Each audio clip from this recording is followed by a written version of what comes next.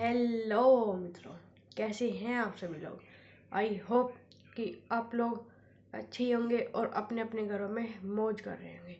आपको मेरी आवाज़ थोड़ी अजीब अजीब सी लग रही होगी क्योंकि मेरे जुकाम हुआ है, पर कोई नहीं।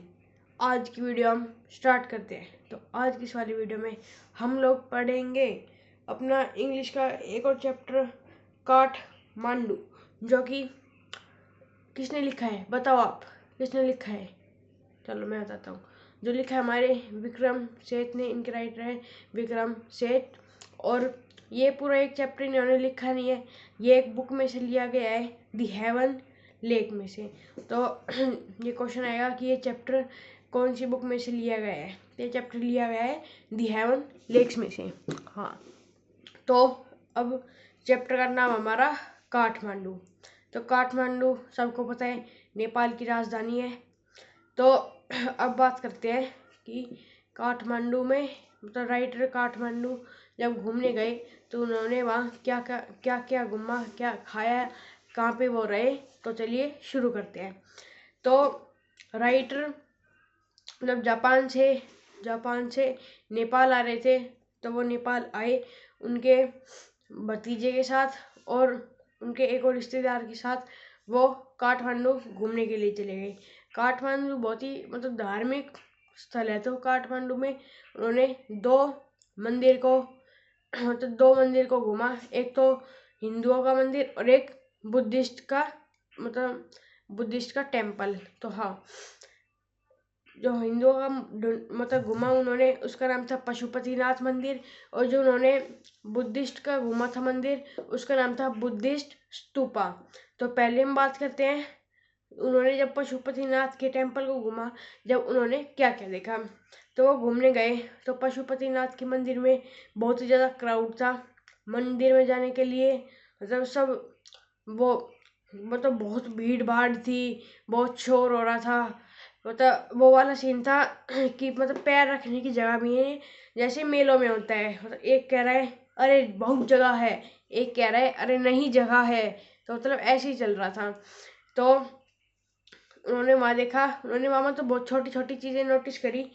उन्होंने देखा कि आसपास कुत्ते, बिल्ली, गाय, कबूतर, चिड़िया सब मतलब घूम रहे हैं। और मतलब दो बंदर है वो आपस में लड़ाई कर रहे हैं। वो मंदिर के चारों तरफ घूमने लग गए।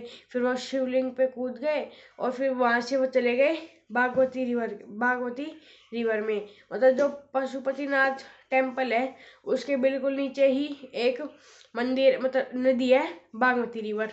तो वो वहाँ चले गए तो उन्होंने वहाँ से देखा कि वहाँ बच्चे नहा रहे हैं और जो लाशें हैं वो वहाँ मतलब जो अर्थियाँ हैं वो वहाँ पर वो करी जा रही है, मतलब वहाँ जल में डाली जा रही है। और धोबिनी कपड़े धो रही है। और ऊपर से जो पुजारी है वो जो पत्ते हैं जो मंदिर में चढ़ाए जाते हैं शिवलिंग के ऊपर, वो वहाँ से पत्ते धो धोकर नदी में डाल रहे हैं। और फिर उन्होंने ये नोटिस किया। फिर वो गए घूमने के लिए बुद्धिस्ट स्तूपा में। तो उन्होंने देखा कि वहाँ मतलब बिल्कुल अपोजिट है। वहाँ बिल्कुल भी भीड़ नहीं है, बिल्कुल शांत है। और जो मंदिर का मतलब जो मंदिर में गोल गोल होता है ना, वो मतलब पूरा सजाया हुआ है। और टेम्पल के मतलब आसपास दुकानें हैं, ज्वेलरी की दुकानें हैं। वहाँ मतलब नेपाल के एंटिक्स मिलते हैं और मतलब खाने की चीज़ें हैं। तो वो फिर ये सारी मतलब ये सब घूमने के बाद वो एक मतलब वो पूरे मतलब मज़े मतलब इंजॉय कर रहे हैं वो। फिर उन्होंने एक भुट्टा लिया, उस पर नमक लगाया, मिर्च लगाई और नींबू निचोड़ के उन्होंने वो खाया। हमारे यहाँ भुट्टा मक्का बोलते हैं, छल्ली भी बोलते होंगे यूपी बिहार में। और बस आप समझ गए होंगे मैं किसकी बात कर रहा हूँ, कॉर्न की। हाँ, तो उन्होंने ये खाया। उसके बाद उन्होंने एक कोका कोला और ऑरेंज जूस पिया और फिर वो चले गए जहाँ वो रुके थे। अब हम बात करते हैं वो कहाँ रुके थे। वो एक बिल्कुल सस्ते से रूम में रुके थे। वहाँ वो सोए। फिर वो सुबह मतलब उठकर सोचते हैं कि अब मैं घर कैसे जाऊँगा।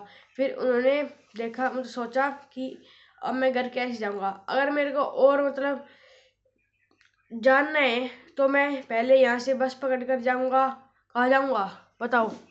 पहले मैं बस पकड़ कर जाऊँगा यहाँ से गंगा रिवर तक, वहाँ से बोट पकड़ कर जाऊँगा मैं यमुना रिवर तक, फिर वहाँ से मैं जाऊँगा दिल्ली।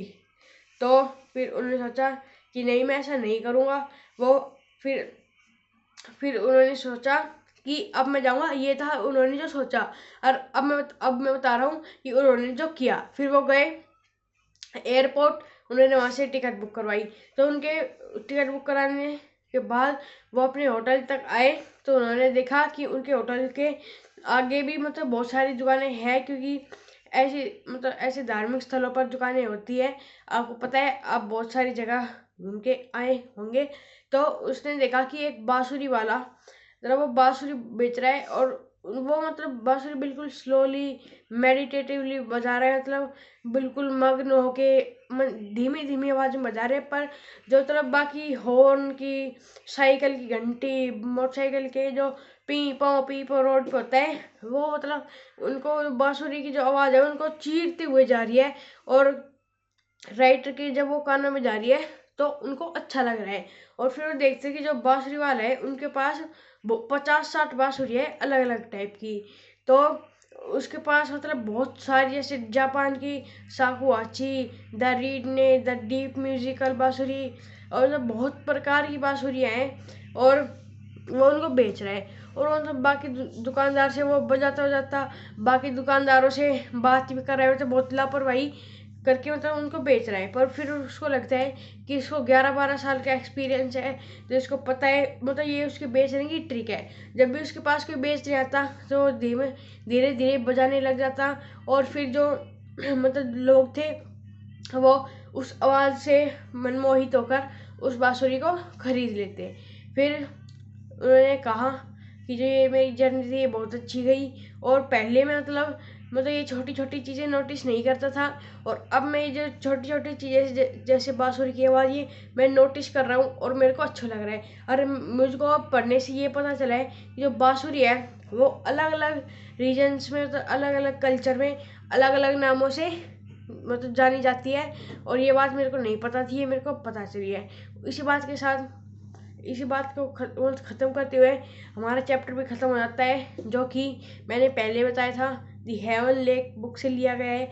तो अगर आपको ये वाला चैप्टर समझ में आ गया हो तो अपने दोस्तों के साथ शेयर करना, वीडियो को लाइक करना, और कमेंट में बताना कि आपको घूमना अच्छा लगता है या नहीं लगता। मेरे को तो बहुत लगता है। अभी मैं 5 दिन पहले खाटू श्याम जी घूम के आया था, मेरे को बहुत ज़्यादा मज़ा आया। तो हाँ, और चैनल को सब्सक्राइब करना बिल्कुल मत भूलना, हमारे और आपके channel level up with two brothers को। तो मिलते हैं अपनी किसी और नई वीडियो के साथ। Thank you so much for watching. Bye.